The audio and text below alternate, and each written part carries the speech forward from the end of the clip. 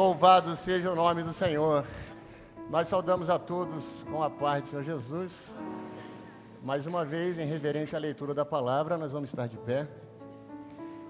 Nós vamos abrir nossas Bíblias no Evangelho escrito por João, no capítulo 14. O tema da nossa aula é: se alguém me ama, guardará a minha palavra. Quero começar com uma pergunta. Tem jovens aqui que amam ao Senhor? Amém. Então vamos guardar a palavra. Louvado seja o nome do Senhor. Aleluia. Glórias a ti, Senhor. João capítulo 14, verso 23. Jesus respondeu e disse-lhe: se alguém me ama, guardará a minha palavra, e o meu Pai o amará, e viremos para ele, e faremos nele morada. Louvado seja o nome do Senhor. Os irmãos podem estar assentados. Um dos surdos vai glorificar o nome do Senhor. Tem microfone? Tem um microfone? Quem fez Enem aí? O tema da redação está aqui, ó. Um dos surdos pode ficar de pé e pode glorificar o nome do Senhor. Amém, Senhor.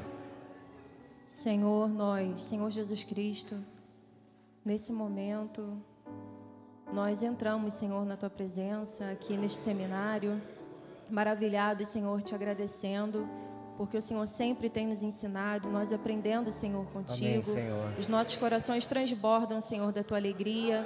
Muito obrigada, Senhor, por todas as maravilhas, em nome de Jesus. Amém. Amém.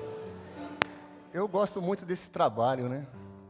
Até conversamos ontem, eu comecei a estudar Libras no INES, estudei 3 meses. Todo lugar que eu passava, eu ficava observando para ver se tinha algum surdo, para ver se eu entendia alguma coisa.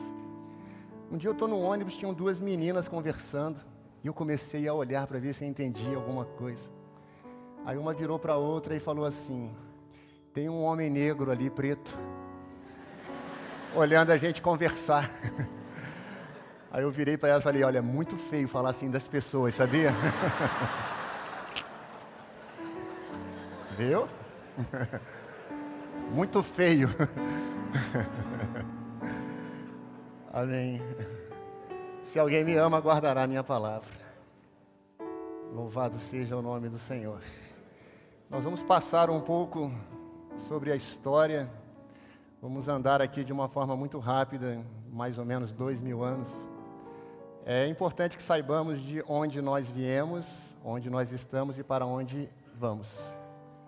Mais uma pergunta: alguém aqui sabe o nome do bisavô? Nome do bisavô. Nome do avô. Pode perguntar da mãe.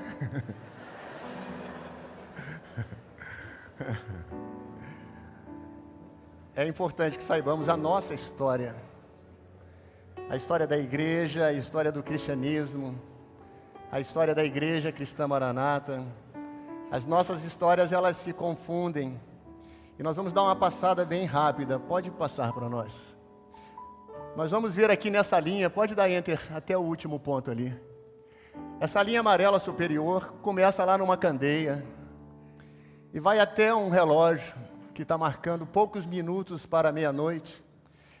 A candeia, ela fala do primeiro momento da igreja, a igreja de Éfeso, quando o Senhor ele derramou do seu Santo Espírito sobre a sua igreja. O relógio, quase meia-noite, nós já estamos vivendo esse momento que se chama o tempo do breve, o momento do breve, o momento em que nós breve ouviremos um clamor, dizendo: eis o noivo, saí-lhe ao encontro, e nós subiremos e estaremos com o Senhor na sua eternidade. Nós precisamos, irmãos, entendermos que todos esses momentos, eles foram vividos por irmãos nossos. Muitos, os nomes não estão registrados na história, mas estão escritos no livro da vida. Louvado seja o nome do Senhor. Homens e mulheres que amaram a palavra mais do que as suas próprias vidas, não negaram o nome do Senhor. E estes nomes estão no livro da vida. E hoje nós precisamos ter aqui jovens que amam essa palavra, que também vão fazer a diferença. Não é um jargão, nem uma frase de efeito. Eles fizeram a diferença através dos séculos. E vocês hoje também foram chamados para esse momento especial, o tempo do breve, poder anunciar que Jesus está às portas, que Jesus voltará para buscar a sua igreja. Maranata, terminamos ontem a vigília, né? Maranata, Maranata, o Senhor Jesus vem, esta é a nossa certeza. Então, nesse primeiro momento, na igreja de Éfeso, Isaías capítulo 11, vocês podem também observar o verso 2, Mateus capítulo 13, temos estudado isso aos domingos pela manhã. Nesse primeiro momento, o Espírito do Senhor, ele foi derramado. Porque os irmãos, eles passariam por grandes momentos de grandes dificuldades, que eles precisariam do Espírito Santo. Vocês estão passando também, ou vão passar, por grandes dificuldades, grandes lutas. E nós precisamos clamar ao Senhor nesse momento: dá-me mais do teu Santo Espírito. Os surdos vão estar de pé. Mais do teu Santo Espírito. Os surdos, isso aqui. Maestro, mais do teu Santo Espírito. Peça também ao Senhor, porque virão momentos em que você vai precisar da bênção do Espírito Santo de Deus sobre a sua vida. Se quiser, pode subir aqui. Faz com ele as libras. Do teu Santo Espírito, dá-nos, Senhor,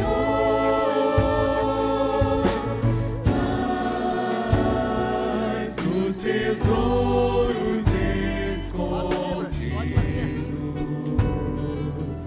do teu amor,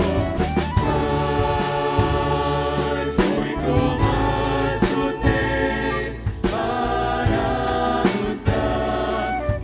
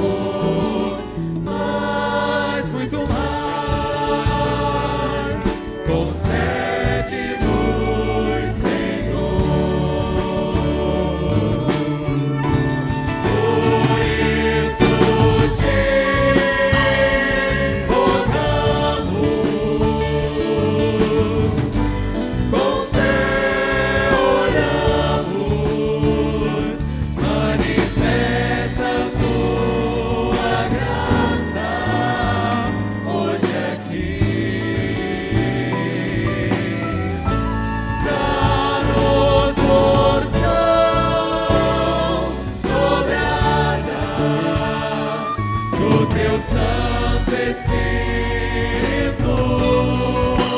para que mais, muito mais,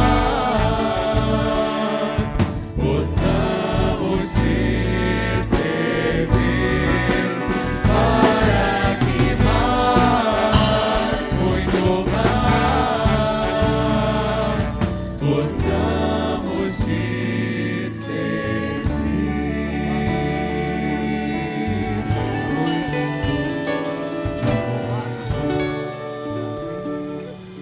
Amém, aleluia.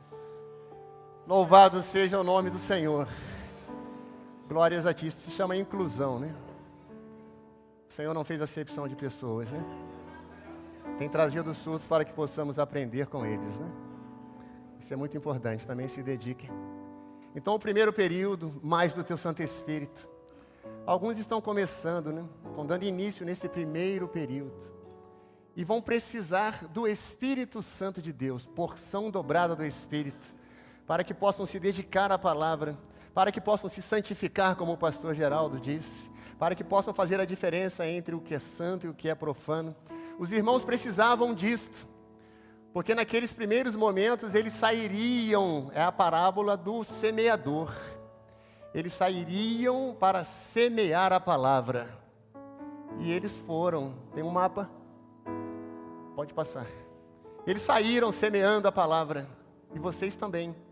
Eu não sei qual é a região de vocês, mas o Senhor já deu uma direção, já mostrou um mapa, já mostrou o tesouro, e esse tesouro está sendo aberto, a palavra, e vocês vão poder também levar esta palavra. Ide por todo mundo, anunciar o Evangelho a toda criatura. Eu não sei onde você mora, onde você estuda, onde você trabalha, mas você não está ali à toa. O Senhor te colocou ali para que você possa levar a palavra. E sem a porção dobrada do Espírito Santo não é possível. Sem a santidade também não é possível. É importante que vocês olhem no mapa, tem uma cidade chamada Bereia. Quando Paulo chegou naquele lugar, ele entendeu que os irmãos da cidade de Bereia, eles eram mais nobres do que os irmãos da igreja de Tessalônica, porque em tudo eles conferiam na palavra.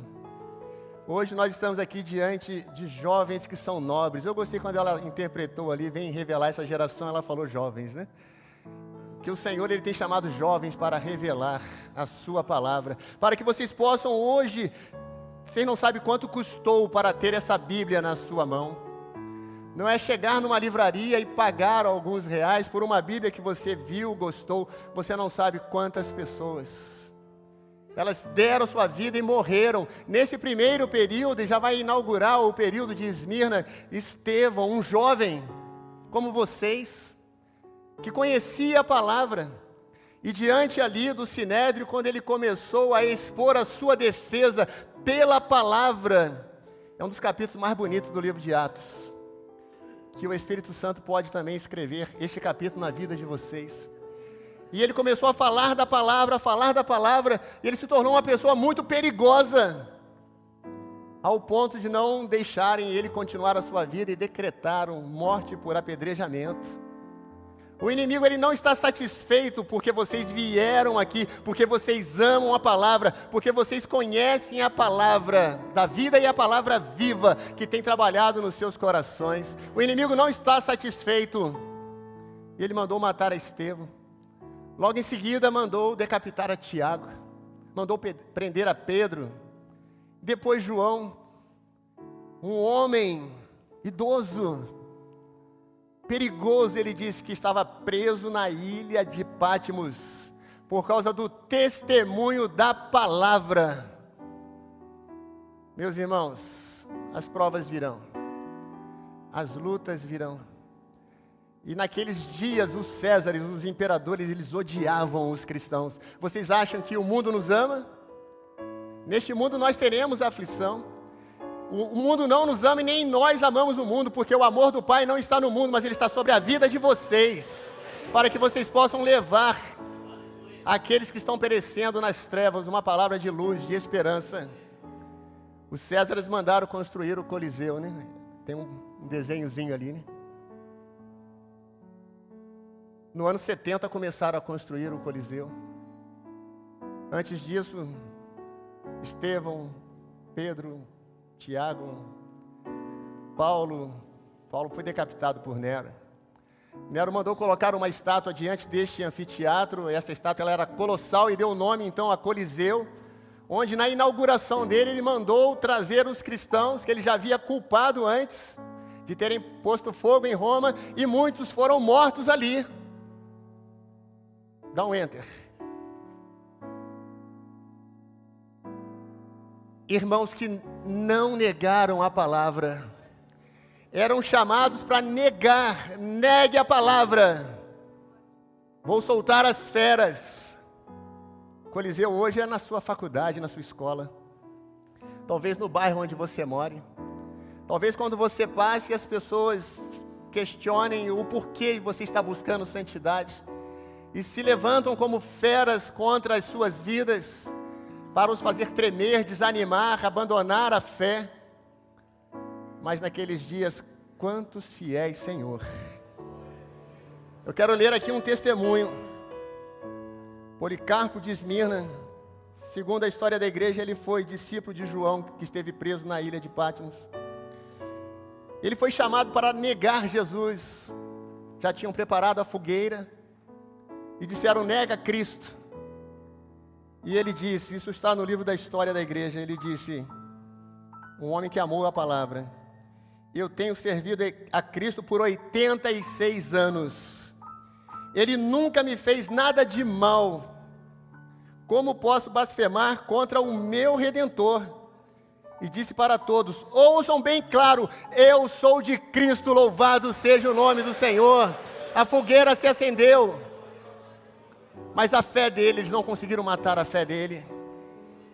E o testemunho nas arenas era quando os cristãos ali estavam reunidos, muitos deles sendo atacados por feras, sendo mortos. Uns se ofereciam para ir à frente dos outros e cantavam louvores.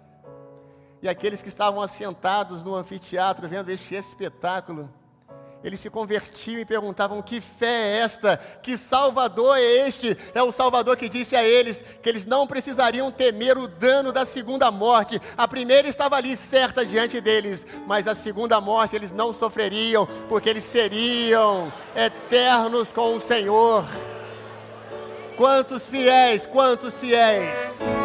Nós precisamos hoje de muitos fiéis neste lugar, que amem a palavra.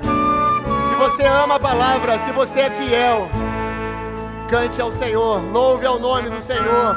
Seja um desses fiéis, que o nome está sendo escrito no livro da vida. Louvado seja o Senhor. Seja testemunha, heróis da fé.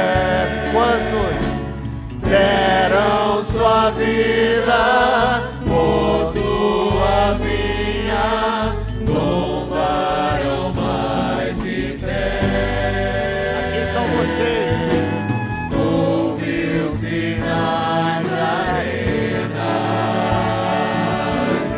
seu canto de louvor, mas que as fogueiras deles adia o amor do Salvador.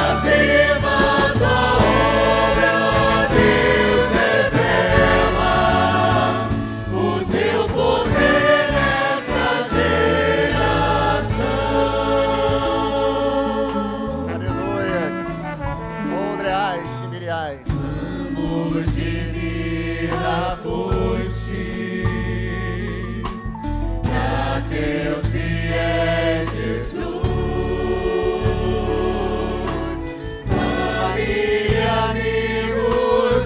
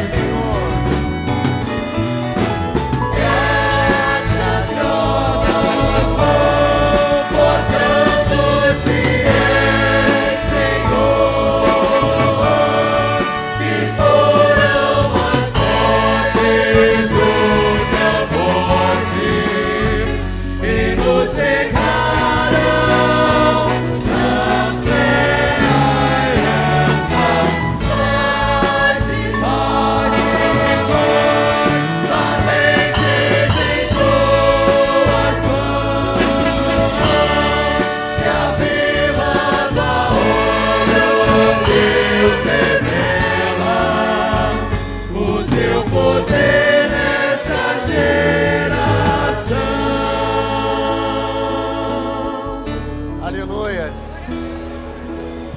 Aleluias. Nada a ter mais. Os coliseus estão por aí. Os leões, as provas. Mas permaneçam em santidade, fiéis ao Senhor. A esta igreja o Senhor disse que eles teriam tribulação de 10 dias. Foram 10 ondas de perseguição desencadeadas por imperadores romanos.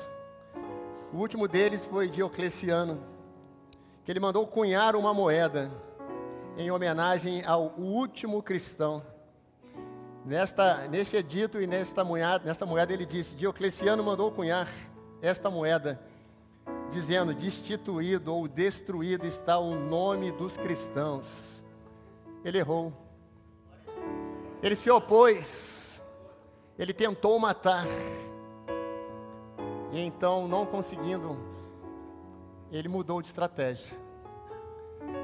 Na parábola do grão de mostarda, a palavra fala que a mostarda o grão de mostarda é como a fé, que é algo interior. Se tiverdes fé como este grão de mostarda, direis a este monte: sai daqui, lança-te ao mar. Mas a parábola fala que um homem, ele tomou este grão de mostarda e lançou no campo. Na história, nós identificamos este homem como Constantino. Em 313 depois de Cristo, ele assinou um edito ou edito chamado Edito da Tolerância, ou Edito de Milão, onde ele acabou com a perseguição dos cristãos. A partir desse momento, a forma ou a maneira como ele começou a arquitetar a destruição dos cristãos foi diferente. Ele começou a chamar bispos, concílios, e ele usou uma estratégia, que foi prender a palavra. Ele lançou essa semente no chão, ela se tornou uma grande árvore, e vieram as aves do céu. Prestem atenção na Bíblia, ela é rica em detalhes. Quando a palavra fala do pardal, da andorinha, que fizeram um ninho juntos aos altares do Senhor, o Senhor está falando do servo. Às vezes até da cegonha, da coruja, às vezes. Mas quando o Senhor fala aves do que aproveitam de animais malignos, está falando do próprio adversário, que aproveitou esse momento em que esta semente foi lançada e se tornou uma grande igreja exterior. Em 380, foi declarado que a igreja cristã ela era a única verdadeira e imperial igreja.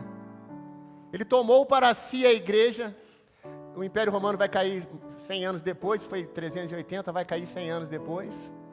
O bispo de Roma, ele vai começar a lutar contra o bispo de Constantinopla, e ele vence essa batalha, e ele toma para si a primazia, e se autodenomina Papa. Papa significa pais dos pais.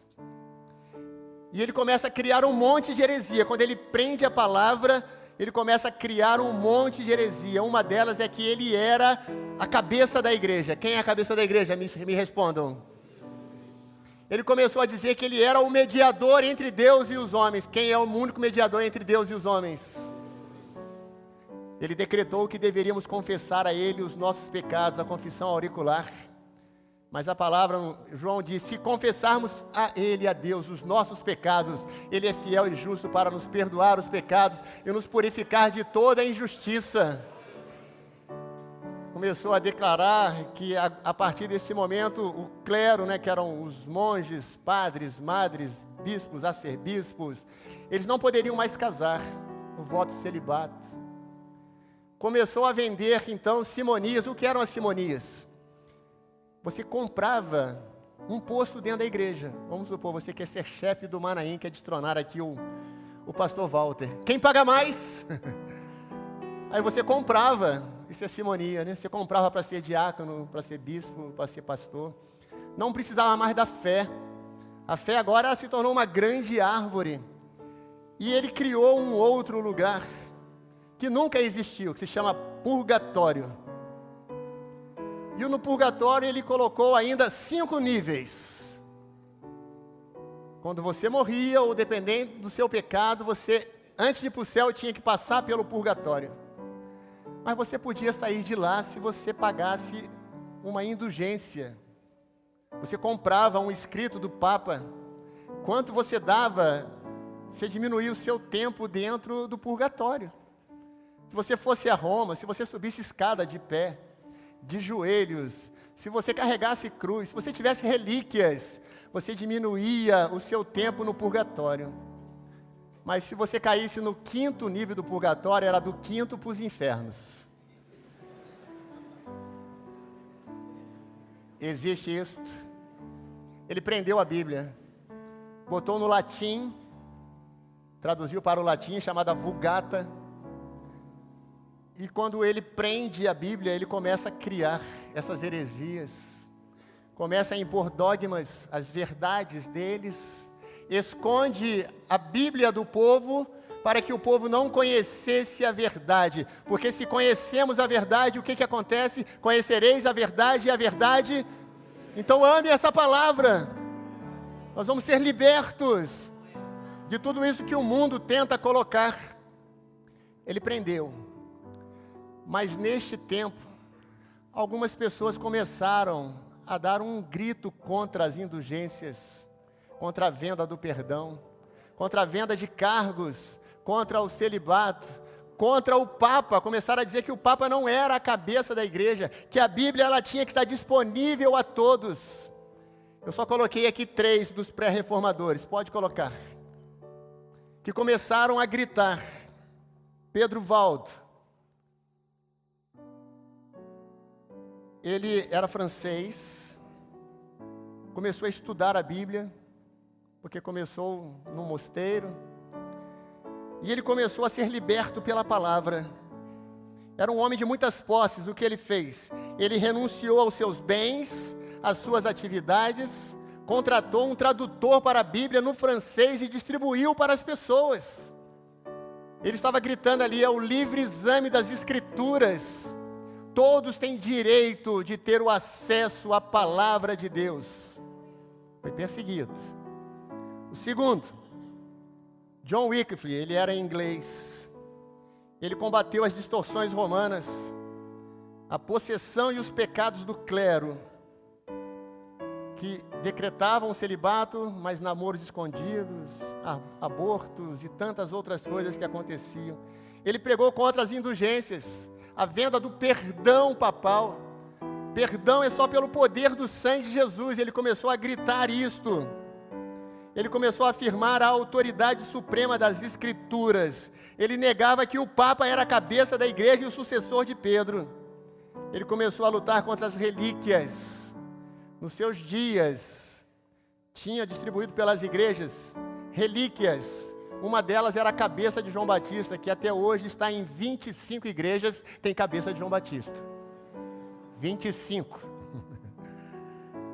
Ele começou a pregar contra isto. O outro foi João Hus, ou John Hus, Jan Hus. Ele nasceu na Boêmia, onde hoje eu não sei se é a Tcheca ou se é a Eslováquia. Ele nasceu neste lugar. E ele começou também a combater as indulgências. Ele pregou sobre o sacerdócio universal do crente. Ele foi influenciado por Wycliffe. Mas aos 6 de junho de 1415, ele foi chamado para negar a Cristo. O período de Esmirna estava voltando para ele. E ele disse que não negaria Cristo. E fizeram uma fogueira para ele. E ele disse assim: hoje vocês estão queimando um ganso. Rus, na língua da Boêmia, hoje tchecos ou eslováquia, não sei, significa ganso. Rus significa ganso. Ele diz: hoje vocês estão queimando um ganso, mas dentro de 100 anos vocês encontrarão um cisne, e este vocês não poderão queimar nem apanhá-lo em nenhuma armadilha. Ele falou dentro de 100 anos. 102 anos depois apareceu Lutero, que é chamado de o cisne. E Lutero, ele também era monge, se converteu ao Senhor, começou a estudar a palavra. Para Lutero, Deus era um Deus com muita ira. Ele não sabia como conseguir o perdão de Deus, até porque o meio que ele vivia era este. Você tinha que pagar, você tinha que caminhar, você tinha que carregar cruz, tinha que ter relíquias, você tinha que jejuar muitas vezes no cimento, no frio. Tudo isso eram obras da carne. Mas quando ele foi para Wittenberg e foi posto por professor da Bíblia, ele começou a estudar a palavra. E ele começou a encontrar algumas coisas que eram contrárias às atividades da igreja romana naqueles dias. E ele foi excomungado. Mas antes de ser excomungado por Leão X, ele foi chamado para uma dieta em Worms.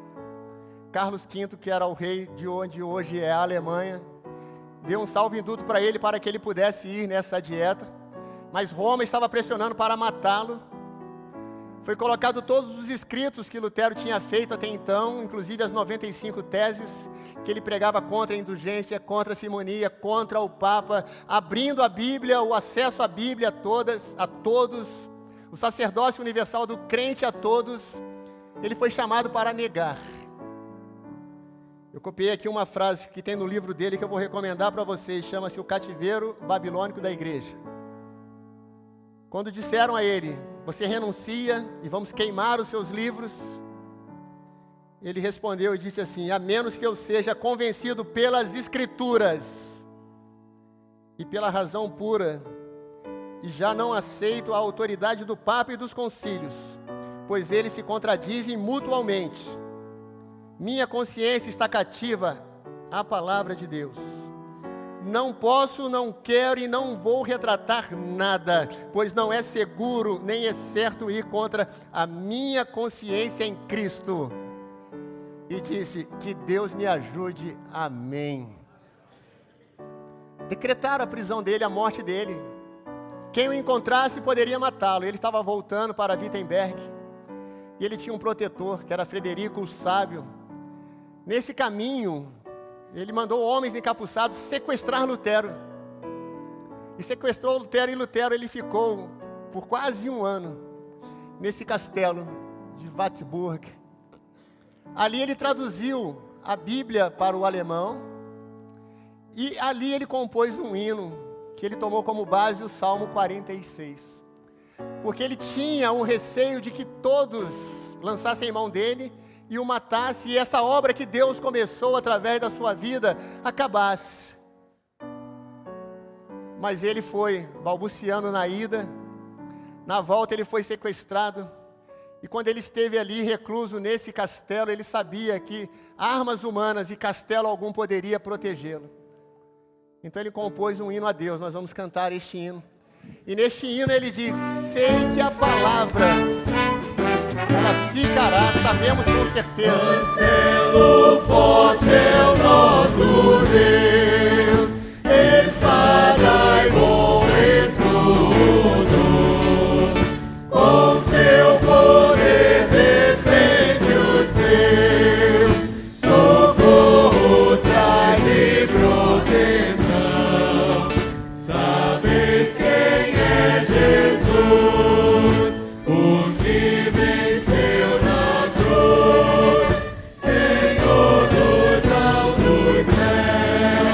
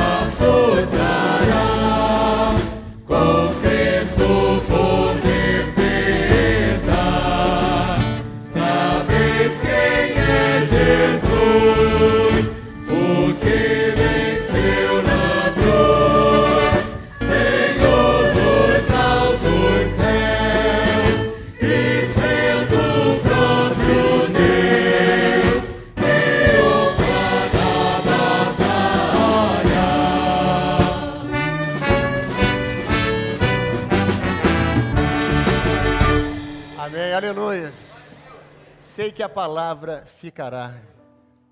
Era o testemunho de um homem que amou a palavra, que achou esse tesouro, que renunciou a tudo por amor desse tesouro, de onde ele retirou, não somente ele não estava sozinho, né?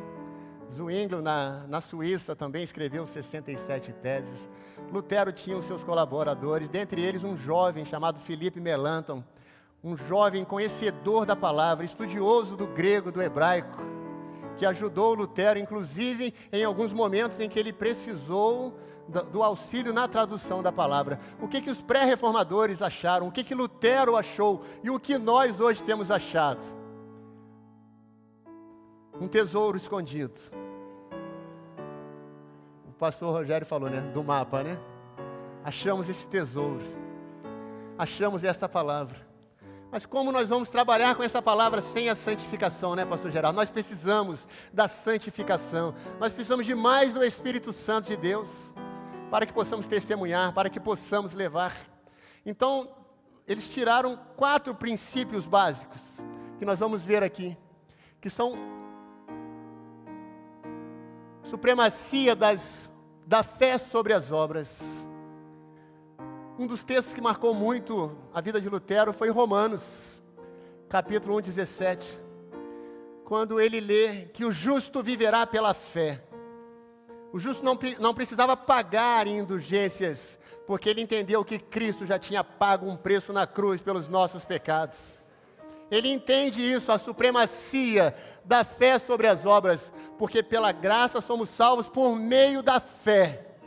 Não vem das obras, para que ninguém se glorie. É dom, não está na palavra, mas eu vou dizer, é dom gratuito de Deus. Deus nos deu gratuitamente este dom pela fé, e hoje o Senhor está gerando fé. O pastor falou que a fé vem pelo ouvir e ouvir pela palavra, e nós estamos ouvindo, até os surdos estão ouvindo a palavra, e a fé está sendo gerada nos corações.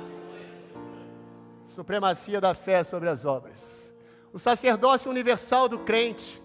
Em qualquer lugar que você estiver, nós somos um reino santo, uma nação sacerdotal, que Deus nos escolheu para proclamarmos as grandezas da obra do Senhor. Você hoje tem uma arma poderosa que se chama clamor pelo sangue de Jesus. Quando você clama, o véu se abre mais uma vez, um novo e vivo caminho nos é aberto, e nós com ousadia podemos entrar na presença do Pai, e podemos render a Ele a nossa glorificação, podemos levar a Ele as nossas orações em nome de Jesus Cristo, e tudo que pedimos ao Pai em seu nome, Ele disse que nos concederá. As orações que vocês fizeram ontem, receberam hoje, vão receber, elas não pararam aqui, elas já estão diante de Deus.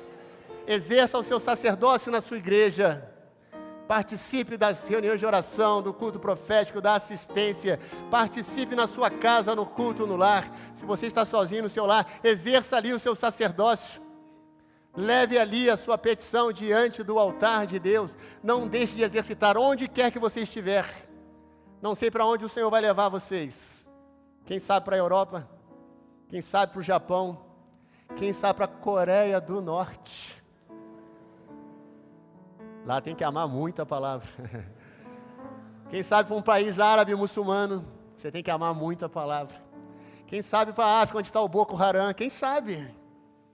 Você vai ter que amar muito esta palavra, e lá você vai exercer o seu sacerdócio, porque Deus estará contigo. Sacerdócio, Jesus Cristo, o único mediador entre Deus e os homens. Não existe papa, não existe padre, não existe homem algum que possa levar as nossas intercessões, porque o nosso mediador entre nós e Deus se chama Jesus Cristo, que é o nosso advogado, que está à destra do Pai e intercede por nós. Ele é o nosso mediador. Ele é o mediador de uma nova aliança, que Ele fez a saber com o seu próprio sangue na cruz. Nós que estávamos distantes, inimigos de Deus, hoje estamos próximos, porque Jesus fez essa mediação. Nós que antes andávamos desgarrados, não estávamos de acordo, como andarão dois juntos se não estiverem de acordo? Mas Jesus foi esse mediador, e hoje nós estamos aqui em acordo, se chama comunhão uns com os outros, e também com Deus. O livre exame das Escrituras, o que era algo impedido, a Bíblia presa por Roma, traduzida no latim, mas Valdo já traduziu, para o francês, Lutero traduziu para o alemão, depois King James traduziu para o inglês, e hoje ela está na sua mão. Quantos deram as suas vidas por isto, para que hoje nós tivéssemos este livre acesso às Escrituras, para que hoje nós possamos declarar, a Bíblia ela é suprema. Ela é suprema a todas as coisas. A Bíblia é a nossa única regra de fé e prática. Por ela nós andaremos, por ela nós venceremos, porque venceram pelo sangue do Cordeiro e pelo testemunho da palavra. Você quer vencer? É pelo sangue do Cordeiro, é pelo amor a esta palavra. Você vai vencer. O Senhor te chamou para ser mais do que vencedor. Então, são 4 os princípios básicos e 5 solas. Solas no latim, ou solos, significa apenas ou somente. Quais são essas 5? Só lhe deu glória, somente a Deus glória.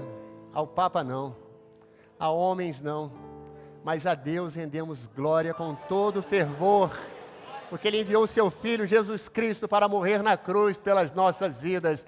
Sola gratia, que está junto com sola fide, somente a graça, porque pela graça somos salvos por meio da fé. Solo Christus, porque Ele é o nosso mediador, foi Ele que deu a sua vida pelas nossas vidas. E sola a Escritura, não precisamos de mais nada, porque hoje nós temos a palavra no Espírito Santo, revelada às nossas vidas.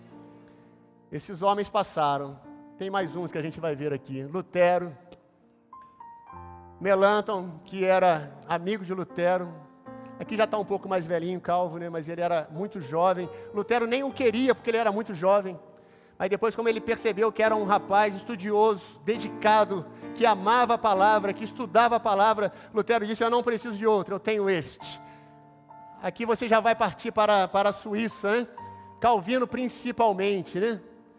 Que são os pós-reformadores, que também amaram a palavra, que lutaram contra a promiscuidade que existia na Europa naquela época, que clamaram e gritaram contra Roma, perseguidos, passaram por provas, mas com uma certeza, que nada os afastaria do amor do Pai que está em Cristo Jesus. Vocês também precisam serem usados como pós-reformadores, porque Deus tem uma bênção para a vida de vocês. Depois deles, nós vamos ver aqui um outro quadrinho. Está escrito em inglês. Mas onde nasceu John Hus, que era a Boêmia. A Boêmia era dividida em Morávia e Boêmia, né? Hoje é Tchecoslováquia, ou só Tchecoslováquia, eu não sei mais qual é. Ali surgiu um grupo de irmãos chamados Irmãos Morávios. A grande maioria deles eram de eslavos, de onde veio no inglês a palavra slave, que significa escravo. Por que isto? Porque eles se vendiam como escravos para irem trabalhar na África, nas Américas, que estavam sendo descobertas, né? Eles se vendiam para que eles pudessem levar a palavra. Era a forma como eles descobriram de pagar a passagem. Tanto para a Ásia, como para a África, como para as Américas. Eles se vendiam e eles levavam a palavra. Homens que saíram pregando o Evangelho, que andaram por toda a Europa, que vieram também no Brasil. Em 1555, alguns foram mortos aqui. Vieram com Villegagnon, celebraram o primeiro culto. Alguns eram até mandados por Calvino. Mas logo em seguida, a igreja romana no Brasil mandou matá-los. Procure na história. Homens que foram lançados à morte, mas que foram glorificando o nome do Senhor e dizendo, Deus ainda vai realizar uma grande obra neste país, e hoje nós estamos aqui. Louvado seja o nome do Senhor. Então os irmãos morávios, eles saíram pregando a palavra. Um outro expoente também são os irmãos Wesley. John e Carlos Wesley, na Inglaterra, homens que amavam a palavra, que fizeram inúmeras viagens até os Estados Unidos. O primeiro, que era John Wesley, ele era muito estudioso da palavra. O seu irmão Carlos, o Senhor ungiu, e ele compôs vários hinos, estão aí nos hinários, nos cantores, coletânea, vários hinos de adoração ao nome do Senhor. Junto deles, o Senhor levantou um outro homem, chamado George Whitefield, que foi considerado o pregador ao ar livre. Por onde eles iam pregando. e pessoas iam se convertendo. Na Europa, eles vieram para as Américas e foram pregando a palavra. E nós estamos aqui diante de pregadores ao ar livre, porque onde quer que o Senhor os leve, vocês estarão pregando no testemunho de vocês a palavra de Deus.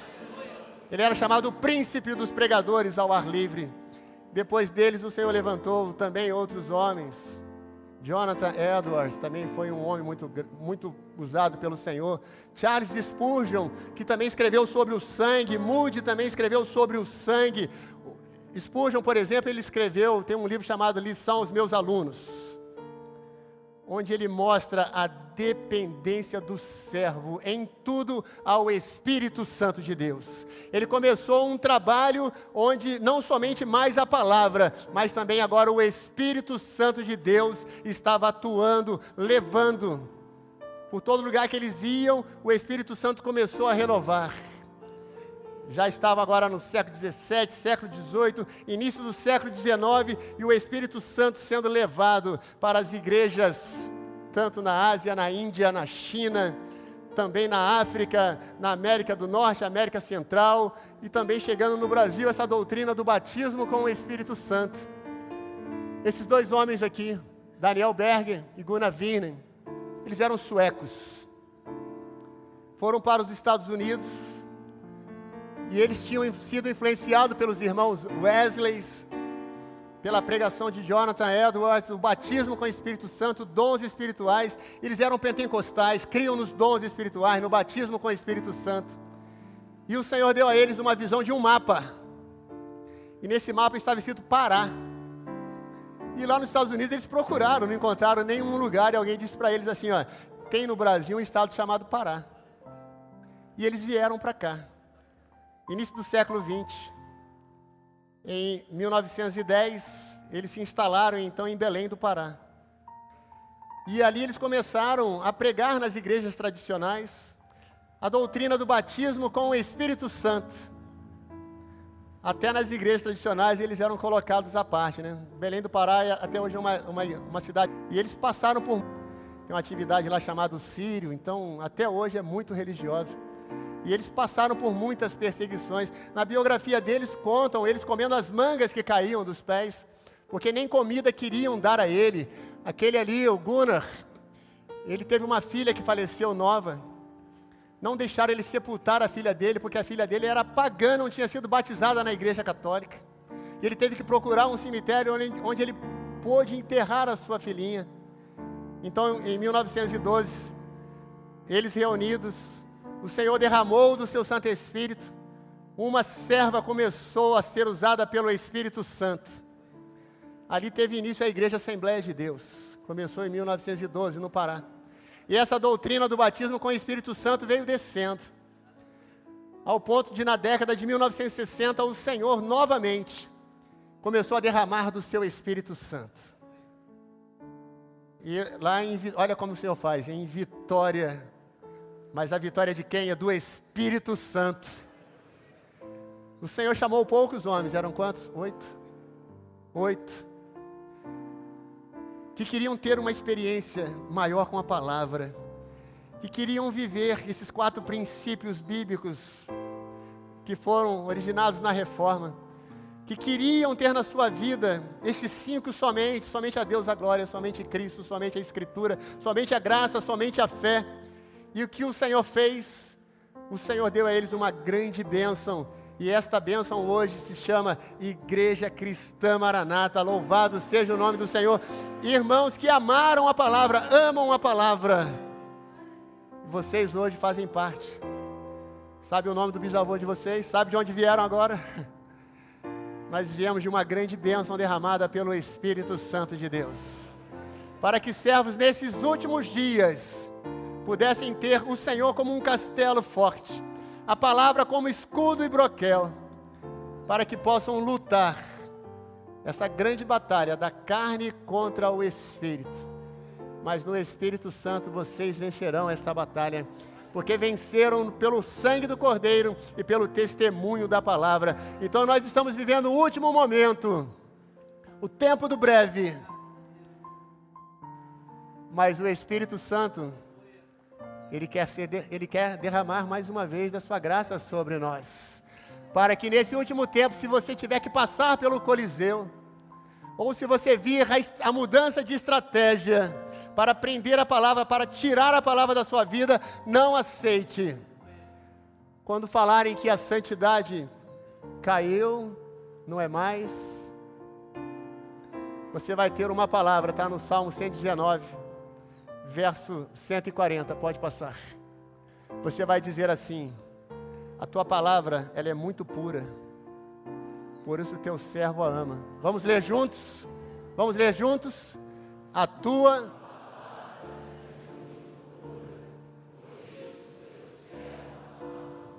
No hebraico bíblico, a palavra pura, ela tem o sentido daquele que refina, daquele que limpa. E a palavra do Senhor, ela refina, ela limpa as nossas vidas. Como o fogo, ele refina, tirando a escória do ouro e da prata. Assim também a palavra de Deus, ela tem refinado as suas vidas, os santificando cada vez mais para agradarem ao Senhor. Porque quem é sujo está se sujando mais ainda. Mas a vocês são santos, santifiquem-se mais ainda. A tua palavra, ela é pura, por isso o teu servo a ama. Eu queria que você abrisse a sua Bíblia e visse para mim se tem uma colher dentro dela. Abre aí para mim. Tem uma colher? Não? Vou explicar o que é isso aí. O pastor ali, ó, foi visitar uma família. A irmã, quando disse, o pastor vem aqui, preparou a melhor mesa, pegou todos os talheres de prata para atender o pastor, colocou ali. Teve o culto, o pastor pediu a Bíblia da irmã, fez o culto, no final devolveu a Bíblia, foi embora. A irmã, quando foi lavar os talheres, percebeu que estava faltando uma colher. Ficou triste com o pastor roubou a nossa colher. Logo quem, né? E ela ficou, sabe como é que, desculpa aqui, sabe como é que são as mulheres, né? Elas querem falar. Uma hora elas tiram para fora isso, né? Elas guardam dia, datas, meses. Naquele dia, na hora tal, você falou, você fez isto. Vocês querem namorar, quer casar? É assim mesmo. Elas guardam tudo. Esqueça do dia que ficou noivo, do dia que começou a namorar. Esqueça do primeiro beijo, esquece para você ver. Esquece do aniversário da tua sogra. Pior ainda. O tempo passou, o pastor voltou para fazer a visita de novo. A irmã não aguentou. Falou, pastor, eu tenho uma coisa para te perguntar. O Senhor roubou a minha colher? Aí o pastor falou, não, coloquei dentro da tua Bíblia. Ela ficou 1 ano sem ler a Bíblia. Olha na sua Bíblia, vê se o pastor foi na tua casa e botou uma colher. Ame essa palavra. Se alguém ama a minha palavra, o meu Pai também o amará. Se você guarda esta palavra, a palavra diz, e viremos para Ele, pode passar, e faremos dele. Se alguém ama a minha palavra, o meu Pai o amará. Vou pular as vírgulas. Se alguém me ama, o meu Pai também o amará. Quem guardar a minha palavra, viremos para Ele. Se você ama a minha palavra, faremos nele morada, o Senhor vai fazer em ti morada. Se você guardar a palavra, o Senhor também vai fazer morada na sua vida. Ame essa palavra. Não deixe que coloque uma colher na sua Bíblia. Não deixe que coloque em correntes. Mas que o Salmo primeiro se cumpra na vida de vocês. Bem-aventurado o varão, ou a varoa, que tem o seu prazer aqui nesta palavra, e nela medita de dia e de noite. Peça sempre mais do teu Santo Espírito, porção dobrada. Lembre daqueles que foram os fiéis, que renunciaram, que deram as suas vidas, que morreram, para que hoje você pudesse ter esta Bíblia. Bíblia, ela tem que ser gasta. A sua Bíblia, ela tem que estar guardada no seu coração. É o Salmo 119 também, né? Escondi a tua palavra no meu coração para não pecar contra ti. Leia o Salmo 119 todo. Ele é facinho. Ele está dividido em 22 divisões de 8 versos, né? É pouquinha coisa, leia hoje. E você vai ver que ele é um salmo didático, onde ele vai falar inúmeras vezes sobre o guardar a palavra. eu quero encerrar aqui. Temos jovens aqui que amam ao Senhor? Amém. Então guarde a palavra do Senhor. E o Pai os amará. E fará em vocês morada. E vocês também vão marcar este tempo. O relógio já vai cruzar ali. A meia-noite no relógio de Deus logo se dará. Mas nós venceremos pela palavra. Nós venceremos pelo sangue do Cordeiro. Vocês foram chamados para serem mais do que vencedores no poder do sangue de Jesus. Ame esta palavra. Vamos louvar, vamos bendizer ao nome do Senhor. Glórias a Ti, Senhor. Só canta quem quer amar o Senhor mesmo, hein? Você quer amar o Senhor? Cante e glorifique ao nome do Senhor. Jesus, quero amar-te até morrer. Quero seguir-te em meu viver. Para o céu de amor ganhar.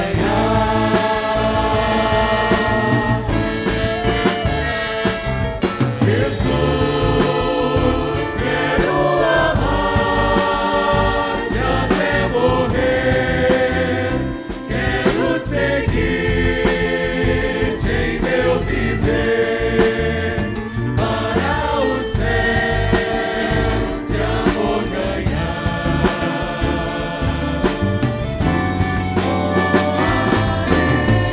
Sempre louvarei ao meu Senhor. Sempre louvarei ao meu Senhor. Sempre louvarei ao meu Senhor. Jesus, meu Salvador. Sempre louvarei ao meu Senhor. Sempre louvarei ao meu Senhor. Sempre louvarei ao meu Senhor.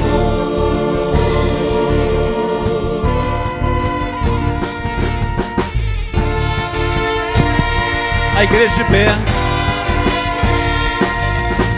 Jesus, todo meu ser, quero te dar, se for preciso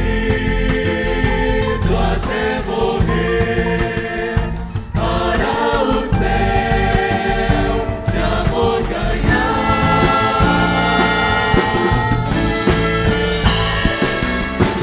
Para te dedicar aquilo que me concedeste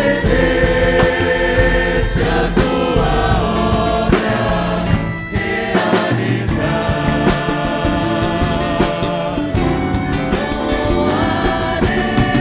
Sempre louvarei ao meu Senhor. Sempre louvarei ao meu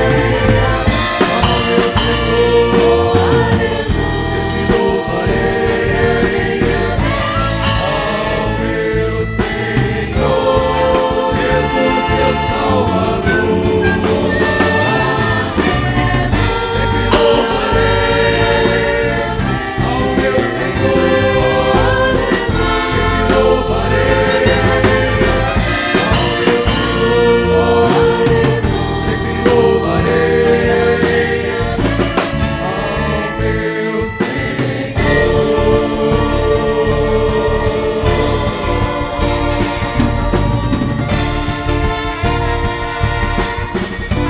Aleluia. Glória a Deus. Glória a Jesus.